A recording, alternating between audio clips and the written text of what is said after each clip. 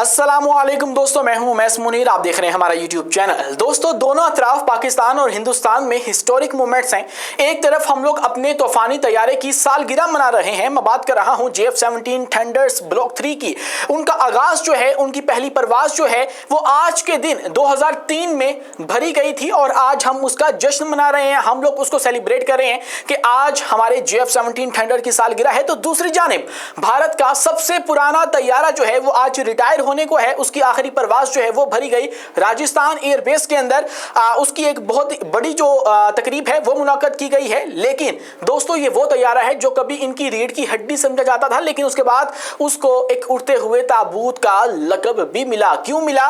उसकी वजह यह थी कि वो 400 बार गिर चुका है। उसका ट्रैक रिकॉर्ड आप उठाकर देखिए तो वो एक ऐसा तैयारा है जिसका सबसे ज्यादा एक्सीडेंट का रिकॉर्ड है। उसके बाद सबसे ज्यादा जो कैजुअलिटीज हुई हैं पायलट्स की, वो उसके अंदर हैं। 200 के करीब जो इनके अपने पायलट्स हैं वो उसके अंदर मारे गए। तकरीबन 1960 से लेकर आज 65 साल बन जाते हैं जब उसको रिटायर करने का फैसला किया है। और उसके रिटायर करने के बाद जो नई मुसीबत है वो इनके लिए खड़ी ये हो चुकी है कि इन्होंने जो अपने तैयारे हैं उनके अंदर इजाफा करना था, स्क्वाड्रन के लिए इजाफा करना था। अब इनको नई खरीदारी करनी पड़ेगी। जहां पे ये सब कुछ हो रहा है वहीं पे अगले महीने के आगाज में एक बहुत बड़े पावर शो की तैयारी कर ली गई है और वो पावर शो चाइना के अंदर होने वाला है। दोस्तों, आपको बहुत से मोहलक हथियार इस वक्त चाइना के अंदर नकलो हरकत करते हुए दिखाई देंगे, जिसके अंदर बहुत से दिफाई निजाम हैं, बहुत से तैयारे हैं, ड्रोन्स हैं और इवन के मिसाइल्स, ऐसे मिसाइल्स जो कि जनूबी एशिया के अंदर पहली बार आपको देखने को मिलेंगे। अगले महीने के आगाज में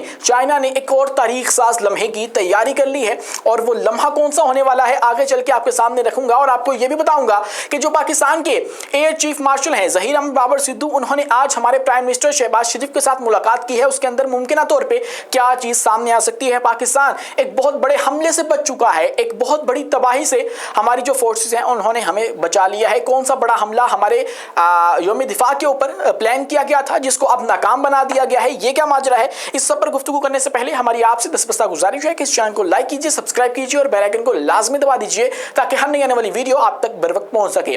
दोस्तों, शुरू करते हैं चाइना से, जिसके अंदर 3 सितंबर अगले महीने के आगाज में एक बहुत बड़ी परेड का, एक बहुत बड़ी तकरीब का इनेकाद हो रहा है और वो वर्ल्ड वार 2 की सालगिरह के मौका के ऊपर मना रहे हैं। 80वीं सालगिरह है और ऐसे मौका के ऊपर उन्होंने अपने जो मोहलक तरीन हथियार हैं उनको बाहर निकाल लिया है। और जिसके अंदर यह भी कहा जा रहा है कुछ तैयारे ऐसे होंगे, मोहलक तैयारे ऐसे होंगे जो कि पहली दफा जनूबी एशिया के अंदर आपको उड़ते हुए दिखाई देंगे और तियाननमेन स्क्वायर के अंदर निचली सतह के ऊपर वो उड़ के अपनी आवाम को महसूस करेंगे, एक मुजाहिरा करके दिखाएंगे और उसी के साथ उनकी नेवी, उनकी जो आर्मी है वो भी इसके अंदर शिरकत करने वाली है। और ये 1 डे की जो परेड है वो होगी। बहुत से नए जो हथियार हैं वो इस वक्त उनकी सड़कों के ऊपर, उनकी फिजा के अंदर देखने को मिल रहे हैं। अगर उनकी तफसीलात मैं आपके सामने रखूं तो उसके अंदर सबसे पहले जो HQ-11 है, HQ-20 है, HQ-22 है, HQ-9C है, HQ-19 है और HQ-29, मतलब HQ सिस्टम्स की सारी जो सीरीज है वो इस वक्त एक्टिव है, मुतहरक है, आपको चाइना के अंदर देखने को मिल सकती है।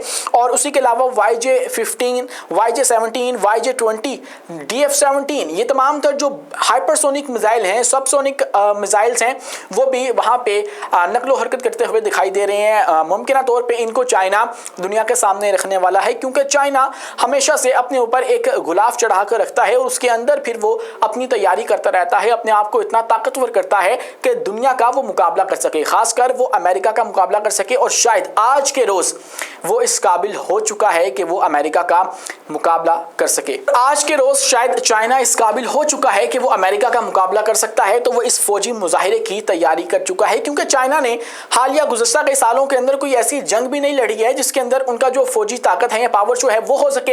हाँ, पाकिस्तान वाली जो जंग है उसके अंदर हमने चाइना के हथियारों को दुनिया के सामने रखा, उनको इंट्रोड्यूस करवाया और उसके बाद उनको मकबूलियत मिली। लेकिन अब लगता है कि चाइना खुद भी ये काम करेगा और अब अपने ऊपर से ये कवर उतार कर दुनिया को एक ताकत दिखाई जाएगी, जिसको लेकर इस वक्त पूरी दुनिया खौफजदा है कि आखिर चाइना क्या क्या रख सकता है। दोस्तों, इसी के साथ बात की जाए तो अगला महीना हमारे लिए भी इंपॉर्टेंट है, क्योंकि 6 सितंबर पाकिस्तान का यौम दिफा होगा और उस मौका के ऊपर हम लोग पूरी पाकिस्तान के अंदर ही जो डिफरेंट सेलिब्रेशंस है वो करेंगे। मुख्तलिफ तरीके से अपना जो इजहार तशक्कुर है वो किया जाएगा, अपने शोहदा को याद किया जाएगा जिन्होंने 1965 की वॉर के अंदर पाकिस्तान की हिफाजत की थी, अपनी जो सर धड़ की बाजी है वो लगा दी थी। तो ऐसे पर जो दुश्मन है उन्होंने पाकिस्तान के ऊपर एक बहुत बहुत बड़े हमले की तैयारी कर रखी थी, जिसको अब नाकाम बना दिया गया है। और उसको नाकाम बनाया है हमारी इंटेलिजेंस एजेंसीज की जानिब से और मुमकिन तौर पे मारखोर की जानिब से, आईएसआई की जानिब से ये कार्रवाई जो है वो अमल में लाई गई है। रिपोर्टेडली बताया गया है कि इंटेलिजेंस के जो एक रुकन है उन्होंने ये तमाम तर साजिश नाकाम बनाई, लेकिन ये भी कहा जा रहा है कि वो मारखोर के ही हैं और आईएसआई के ही हैं। अब हुआ ये है कि टीटीपी से ताल्लुक रखने वाली एक गिरोह ने पाकिस्तान के दारुल हुकूमत इस्लामाबाद के अंदर एक बम धमाका करने की जो तैयारी है वो कर रखी थी, और उसके अंदर उन्होंने suicide vehicle borne improvised explosive device का इस्तेमाल करना था, जिसको अब पकड़ लिया गया है। और दहशतगर्द सेल का मरकजी कमांडर भी गिरफ्तार कर लिया गया है। एक अफगान निजात खुदकश बमबार जिंदा गिरफ्तार हो गया और मजीद 5 दहशतगर्द भी पकड़े जा चुके हैं। तमाम गिरफ्तारियां इस्लामाबाद के करीब तरनोल के इलाके से हुई हैं और वो गाड़ी भी कब्जे में ले ली गई है जो बड़ी मकदार में धमाका खेज मवाद रखने के लिए तैयार की जा रही थी। और गिरफ्तार दहशतगर्द जो हैं वो टीटीपी, जिनको हमारी अफवाज फितनल खारिज भी कहती है, उनसे ताल्लुक रखते थे। और शायद वो ये तसव्वुर कर रहे हों कि हम लोग इस तरह की कार्रवाई करके हमारी जो शानदार कारकर्दगी रही है, पिछली एक फतह थी, उसके ऊपर एक सवालिया निशान लगा देंगे कि भाई ये तो हमारा हमला जो है वो नहीं रोक सकते, तो फिर ये आपको भारत से दूसरे दुश्मनान से किस तरह से बचाएंगे। तो अब वो नाकाम हो चुकी है और उनकी ये जो कोशिश है वो भी बुरी तरह से पिट गई है और इसके अंदर हमारी जो इंटेलिजेंस एजेंसीज हैं उनका नाम लिया जा रहा है। दोस्तों, इसी के साथ अगर बात की जाए तो आज एक अहम तरीन डेवलपमेंट ये भी हुई है कि हमारे air chief marshal Zaheer Ahmed Babar Sidhu ने मुलाकात की है हमारे प्राइम मिनिस्टर शहबाज शरीफ के साथ। और उस मुलाकात के अंदर क्या मुमकिन तौर पे पेशरफ सामने आई है उस पर तो आगे चल के बात करेंगे, लेकिन उससे पहले कुछ तबसरे किए जा रहे हैं। उसके अंदर फिर यह था कि J-35 के हवाले से गो अहेड दे दिया गया है और फिर पाकिस्तान की जो एयरफोर्स है उनकी जो रिसर्च एंड डेवलपमेंट का शोबा है और उनकी जो सलाहियत है उसके हवाले से भी गो अहेड दे दिया गया है, क्योंकि हमारी एयरफोर्स वो एयरफोर्स है जो कि अपनी रिसर्च भी खुद ही करती है। दुनिया में शायद कोई भी एयरफोर्स ऐसा नहीं करती है, लेकिन हम लोग अपने तैयारे भी खुद ही तैयार करते हैं। डिफरेंट जो कंपनीज होती हैं पूरी दुनिया के अंदर वो तैयार करके अपने मुल्क को देती हैं, लेकिन पाकिस्तान की जो एयरफोर्स है उसके पास इतनी सलाहियत मौजूद है कि हम लोग रिसर्च भी कर सकते हैं और जो तैयार है अपनी मैन्युफैक्चरिंग है वो भी खुद ही कर सकते हैं।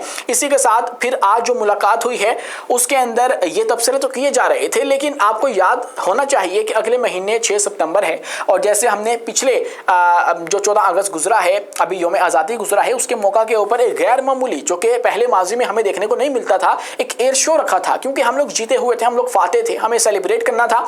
तो ऐसे मौके के ऊपर हमने ये एक बहुत बड़ा इवेंट रखा और अपने जो जवान थे उनके हौसले भी बढ़ाए।